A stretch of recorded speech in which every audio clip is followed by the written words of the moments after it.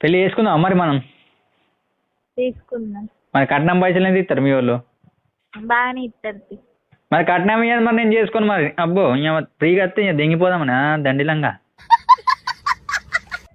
కట్నం పైసలు ఇవ్వాలి, ఒక 10 లక్షలు, ఒక R15 బైకు, నీకు నీకు బంగారం అన్ని పెట్టాలి మరి. అట్టిగా అనుకుంటున్నావా? అట్టిగా చేస్తారా మరి నేను? ఆయన పెళ్లి మా ఇంటికన్నా అవుతుంది.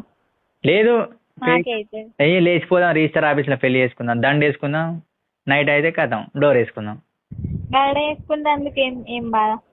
ఇంటికాడ అయ్యో నాకు పెళ్లి చేసుకుంటా అంటే సిగ్గు తెలుసా, ఎందుకంటే అందరు మనల్ని చూస్తారు మనం స్టేజ్ మీద ఉంటే. అంత నాకు ఇంట్రోవర్ట్ అన్నట్టు అందరు మనల్ని చూస్తే నాకు సిగ్గు అనిపిస్తే. నాకు 2 నిమిషాలు ఈ బస్సులో కూర్చుంటేనే సిగ్గు, అందరు నాకే చూస్తారని. ఇంకా పెళ్లిలో గుద్దల మంది వస్తారు, చుట్టాలు బిట్టాలు అందరూ స్టేజ్ మీద మనల్ని చూస్తారు, నాకు సిగ్గు అనిపిస్తుంది.